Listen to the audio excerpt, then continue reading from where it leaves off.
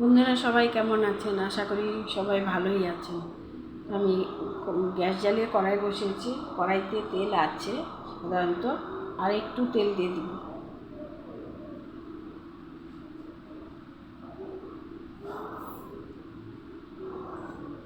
এখন আমি গোটা গরম মশলা দিব তেলের মধ্যে। একটা তেজপাতা দিব, সামান্য চিনি দিয়ে দিব।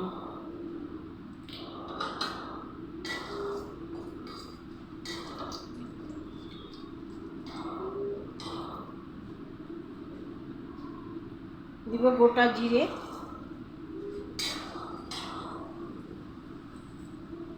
দিব কিছু কারি পাতা। এটা শুকনা কারি পাতা, এর জন্য পরে দিলাম। এখানে আধা ইঞ্চি আদার টুকরো আর বড় সাইজের একটা পেঁয়াজ আর দুটো কাঁচা লঙ্কা একসঙ্গে পেস্ট করে রেখেছি। এখন এই পেস্টটাকে দিয়ে দিব।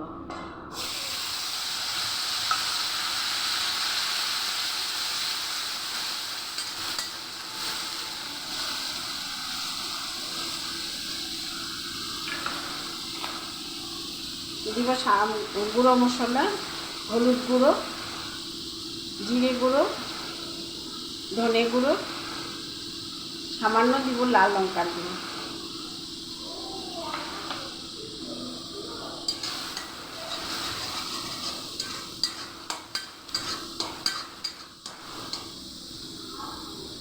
একটা বড় সাইজের টমেটোকে আমি আধা করে কেটে রেখেছিলাম, এখন এই টমেটোটাকে দিয়ে দিব।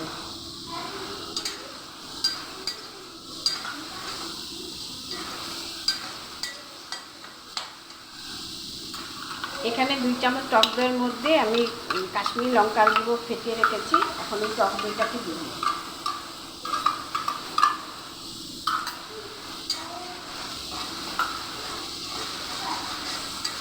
ভালো করে আমি এটাকে মশলাটাকে এভাবে ভালো করে আমি একটু কষিয়ে নেব।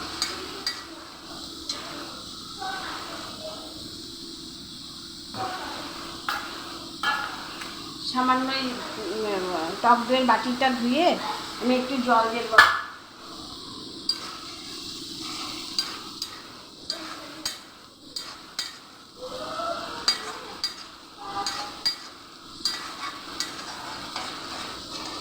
এখন স্বাদ মতো লবণ দিয়ে দেব।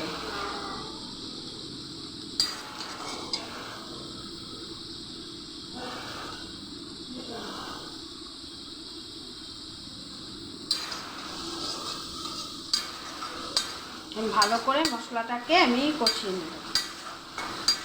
ফোড়নে গোটা গরম মশলা, একটা তেজপাতা, কারি পাতা, গোটা জিরে, সামান্য চিনি ফোড়নে দিয়েছিলাম, আর একটা মিডিয়াম সাইজের পেঁয়াজ, আধা ইঞ্চি আদা টুকরো, দুটো কাঁচা লঙ্কা একসঙ্গে পেস্ট করে দিয়েছি।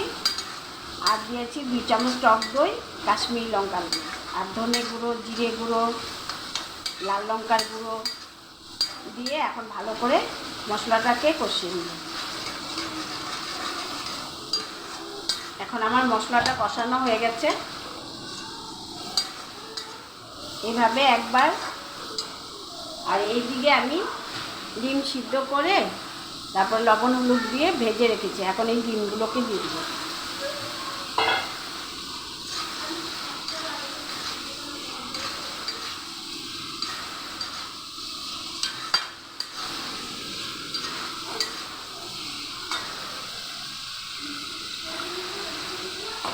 এখন সামান্য জল দিয়ে দেবো।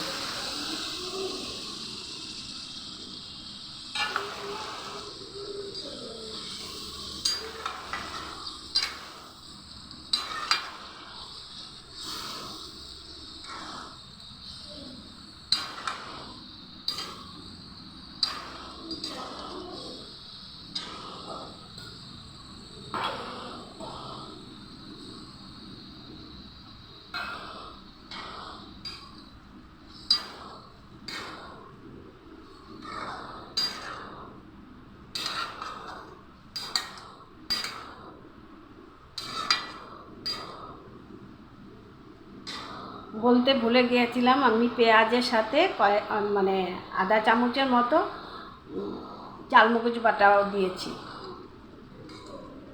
এভাবে একবার ডিম কারি কারি পাতা, পেঁয়াজ, টমেটো সব দিয়ে বানিয়ে খেয়ে দেখবেন, ভীষণ ভালো লাগে। রসুন দিইনি, আদা আর পেঁয়াজ দিয়েছি।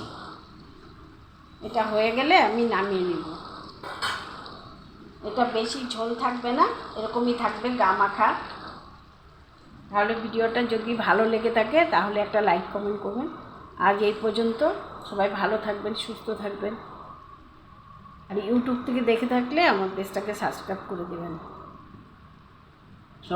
এতক্ষণ সমানে আমার ভিডিওটা দেখার জন্য সবাইকে অসংখ্য ধন্যবাদ।